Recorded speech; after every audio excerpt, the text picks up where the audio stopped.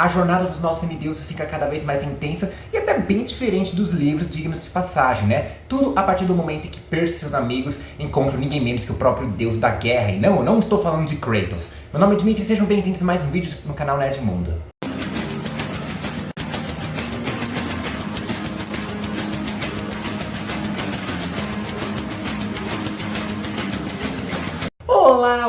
Olá, como vão vocês? Tudo bem? Saiu o 5º episódio de Percy Jackson, os Olimpianos, né? Já passou da metade aí dessa primeira temporada, né? Muita gente não curtiu tanto o último episódio, pelo fato de ter sido mais curto, né? Outras pessoas até curtiram. Eu particularmente achei melhor do que o terceiro ali no episódio da Medusa, que eu falei que o começo ficou bem corrido ali, né? Eu particularmente senti que o terceiro episódio, que é mais comprido que o último, né? Que é o quarto, chegou a ser mais rápido do que o episódio que foi o curto, né? Não sei se vocês seguiram a minha linha de raciocínio aqui, mas enfim, né? Isso não importa, né?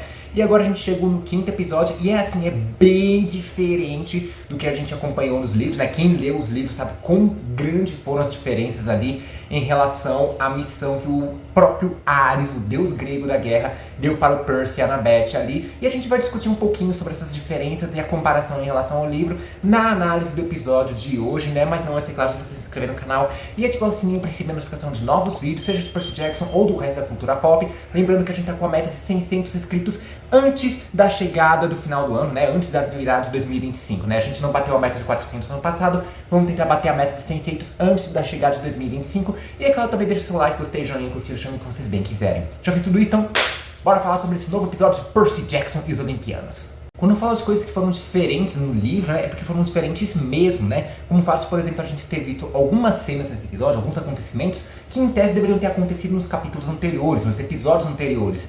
Como, por exemplo, o Gabi Malcheiroso, né, o padrasto do Percy ali, né? Falando que o Percy teria sido responsável pela destruição do carro deles, né? Como a gente viu lá no episódio piloto, né? O Minotauro, que na verdade destruiu, e também responsável pelo desaparecimento da própria mãe, né? Ou seja, o Gabi tá falando pra mídia que a culpa é do próprio enteado ali, problemático dele, né?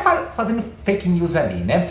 O outro acontecimento que também deveria ter acontecido bem antes foi o fato do Grover e a Annabeth terem visto as 3 pacas, né? Aquelas as moiras, né? Aquelas que ficam responsáveis por tecer a linha da vida, né? Aquelas que tecem a linha, cortam a linha que representa o final da vida de alguém, ou dependendo de algumas interpretações também na mitologia greco-romana, meio que trazia um mau auguro ali, né? É um tipo de coisa que aparece nos primeiros capítulos ali do livro, quando Percy e o Grover estão voltando da excursão do museu ali, né? O próprio Percy, inclusive, viu essas 3 pacas ali, né? Não é o caso aqui, o Percy não viu essa cena, né? Quem viu foi só o Grover e a Annabeth, né? Mas isso representaria algum tipo de mau agouro. Outra coisa bem diferente em relação aos livros é essa missão que o Ares dá para o Percy e a Annabeth, né? Em troca de uma ajuda ali, né? E assim, você pode falar o que isso é sobre o Hades ali, por ele ser várias vezes interpretado como um grande vilão na mitologia da grega, né? Só que o Ares também não é lá de muita confiança, ele também já foi algumas muitas vezes um vilão ali tão grande quanto o próprio Hades em algumas outras mídias aí, como por exemplo na DC, ele é um dos maiores inimigos da Mulher Maravilha. Tem no God of War, logo no primeiro, ele é o primeiro chefão que o Kratos enfrenta em toda a franquia, ele também, né, o primeiro Big Boss, né, é ele que manipula o Kratos a matar a própria família. Então assim, o Ares chega a ser tão vilão quanto qualquer outra divindade. Não que ele seja um vilão nesse episódio, né, mas assim, é merecedor dizer que o cara não é tão digno de confiança. Aliás, nenhum dos Olimpianos, mas esse aí principalmente. Mas que missão é essa e o que tem de diferente para os livros? Bom, para começar, o Ares pediu para o Percy e a Annabeth irem a um parque de diversões que tinham ali perto da lanchonete, né? Porque ele tinha esquecido ali o seu escudo, né? Só que assim, óbvio que ele mandou os semideuses ali, porque se fosse para lá, ia ser uma armadilha montada pelo próprio Hefesto, deus ferreiro, feito justamente porque o Ares tinha ido para aquele parque num encontro romântico com a Afrodite, que, adivinha só, é a esposa de Hefesto. E esse é um detalhe interessante porque mostra o quão bagunçada é a família olimpiana ali, a família dos deuses gregos, dos greco-romanos ali, né? O quão bagunçada. Se você acha que a sua família é bagunçada, tu não sabe nada de mitologia grega então, meu querido. Sim, tem várias mudanças nessa questão aí, como por exemplo, o Ares pede para eles irem atrás do escudo, mas na verdade, nos livros ele pediu para ir atrás de um lenço que pertencia à própria Afrodite, como ele falou, né? Ele teria ido lá num encontro com a Afrodite. E uma coisa que mostrou na série é que o Hefesto teria construído o parque inteiro, quando na verdade, até onde eu me lembro nos livros, ele não fez isso não, né? O máximo que ele fez foi um brinquedo específico ali que ele alterou para fazer uma armadilha. Como assim? Bom, isso aí a gente tem que recapitular um pouquinho a história do próprio Hefesto, né? Que inclusive é contada ali no Túnel do Amor, onde o Percy e a Annabeth estão, que é um detalhe que também tem na série e não no livro. O que acontece? Era a rainha dos deuses ali e casada com Zeus, né? Ficou cansada de ver o maridão dela pulando a cerca o tempo todo. E o que ela fez? Ela decidiu gerar um filho sozinha, né? E foi daí que nasceu o próprio Hefesto. Só que quando ela viu que o menino era feio, mas feio que dói, ela jogou o coitado num vulcão ali. E como forma de vingança, ele construiu um trono para sua mãe ali, para a Hera, né?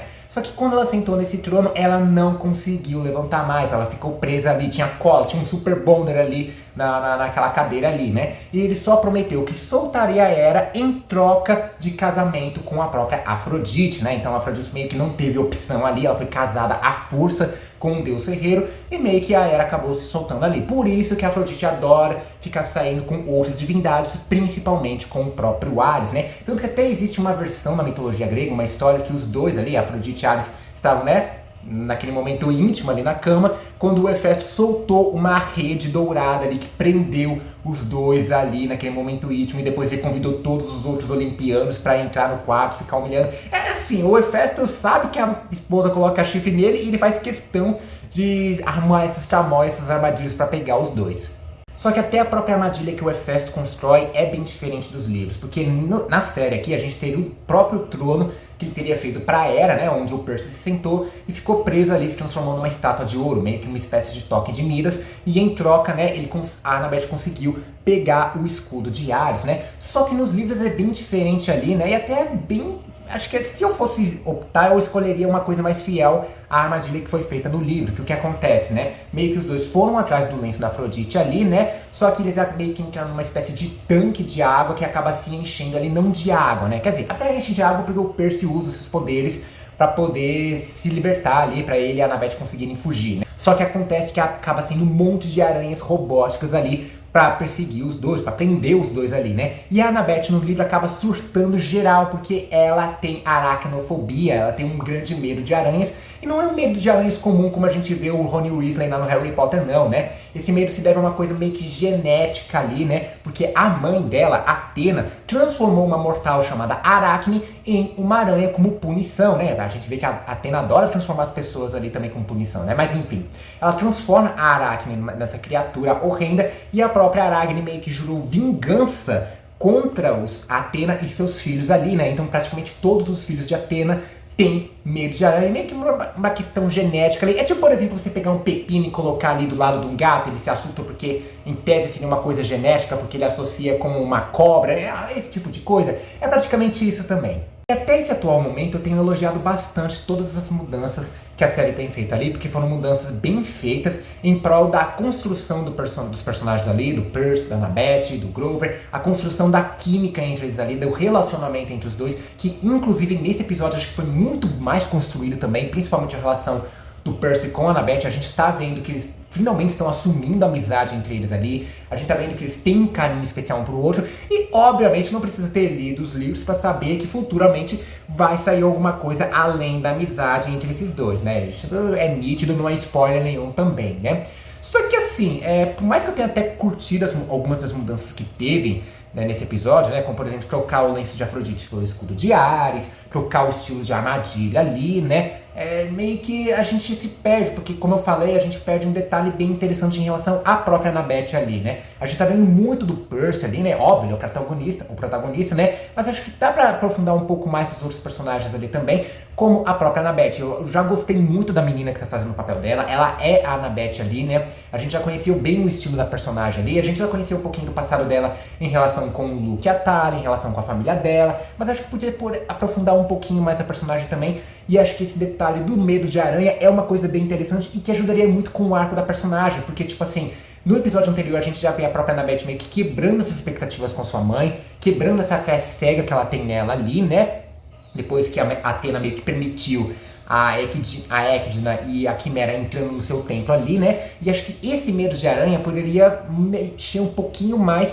com essa fé dela ali, porque tipo, é mais uma pessoa que a Athena transformou, dependendo da vertente da mitologia greco-romana, de forma injusta. Porque em outro lado ela até transformou a Aracna de meio com uma forma de homenagem a ela ali, mas isso aí tá pra outro vídeo também, né? Até porque a personagem nem é citada aqui, né? Mas assim, seria uma forma da Annabeth quebrar um pouquinho mais em relação à expectativa que ela tem com a própria mãe. Em contrapartida, o Percy meio que começou a criar um pouco mais de confiança com seu pai ali, né? Tanto que ele fala que pros seus amigos eles têm que ir até Santa Mônica. Por quê? Porque nos livros, aquela Nereide, que é a entidade que apareceu ali no final do episódio anterior, que conversou pro Percy, vai dar pro Percy ali em Santa Mônica, né? Como é nos livros, aquelas pérolas ali para o Percy, o Grover e a Annabeth poderem sair depois no mundo inferior, né, quando eles entrarem, né, que é a mesma pérola que a gente vê lá no primeiro filme do Percy Jackson, só que diferente do filme onde o Percy e os seus amigos têm que rodar o país para poder atrás dessas pérolas, né, elas são dadas de presente, mas isso aí a gente tem que ver mais no próximo episódio.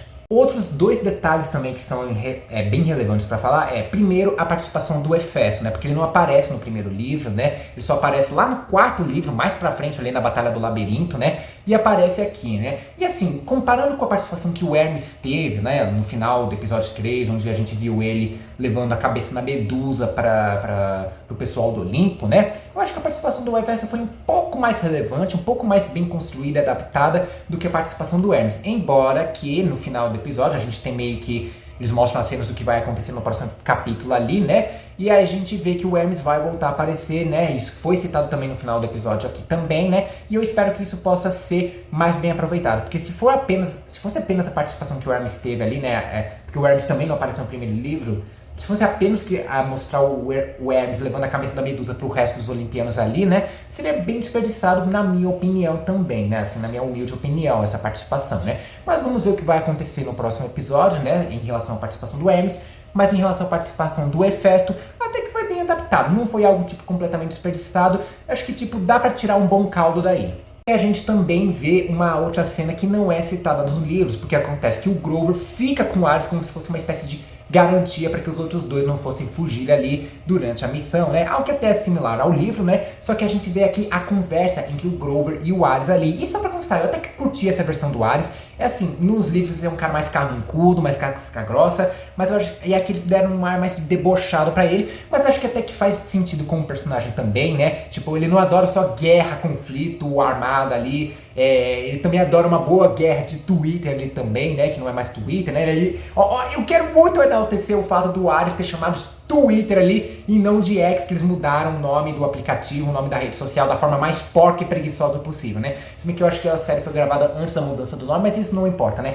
O importante é que eles manteram o nome de Twitter ali e eu adorei esse detalhe aqui, né? Só que tem um detalhe muito importante também na conversa do Grover com o Ares, que a gente viu a malemolência ali, a boa lábia que o Grover tem, e eles meio que conversaram em investigar mais ainda de quem teria sido o verdadeiro responsável por roubar o raio de Zeus, né? Que é um detalhe interessante, porque os deuses não podem roubar o símbolo de poder de outro deus ali, né? Mas não quer dizer que pode ter mandado outra pessoa fazer isso. Então, mesmo que Hades, em tese, esteja com o raio, outra pessoa teria roubado para eles, né? E a gente vê que existe uma visita ao Monte Olimpo que os campistas, né, que os semideuses fazem no solstício de verão ou de inverno, eu sempre confundo solstício e equinócio, enfim, me perdoem por isso também, né?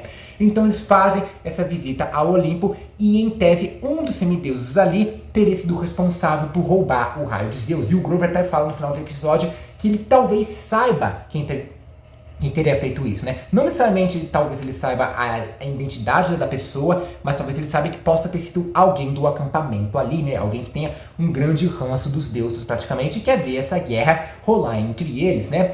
E isso é um detalhe bem interessante que acontece também diferente nos livros, né? Porque a gente já vê o Percy conversando ali com o Luke, né? Numa mensagem de Íris. A mensagem de Íris é tipo o zoom dos gregos ali, dos semideuses ali no universo Percy Jackson, praticamente isso, né? Você invoca um arco-íris ali, oferece uma dracma, que é a moeda do mundo grego, né, mundo mitológico ali, e você pode conversar com alguém em qualquer parte do mundo ali, né? E o Percy conversa com o Luke, que ele acaba dando uma pista de quem poderia ser o responsável por roubar o raio de Zeus, e essa pessoa seria justamente a Annabeth, porque ela estava nessa visita ao Olimpo, ela é inteligente bastante para orquestrar esse tipo de roubo, e ela tem o boné da invisibilidade, ou seja, uma habilidade de ficar invisível, pegar o raio sem ninguém saber e levar para o Ares ali, até porque esse elmo da invisibilidade verdade, é a marca registrada do Hades ali, né? E a Annabeth meio que tem esse elmo dela ali pra poder roubar o raio. Então já meio que alimenta essa suspeita do Percy da Annabeth ter roubado o raio ali, né? Até pelo fato de que já alimenta com aquela questão da profecia que diz que ele seria traído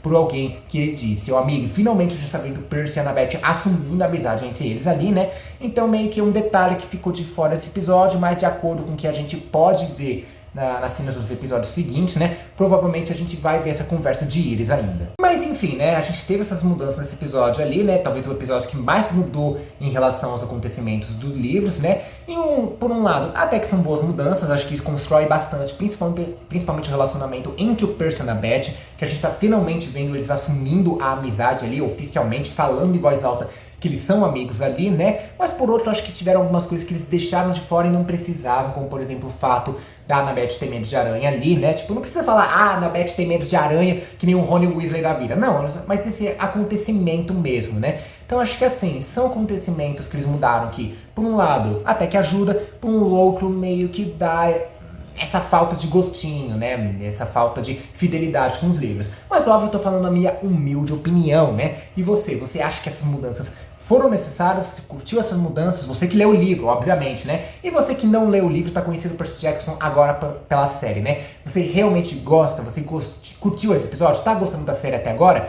Deixa aí nos comentários, compartilha esse vídeo pra todo mundo que é fã de Percy Jackson, que é fã de mitologia, que é fã de uma maneira geral. Não se esqueça de se inscrever no canal e ativar o sininho para receber a notificação de novos vídeos. E também deixa o like, gostei, joinha, curtida, chame como vocês bem quiserem. Vou ficando por aqui, um forte beijo, abraço e falou!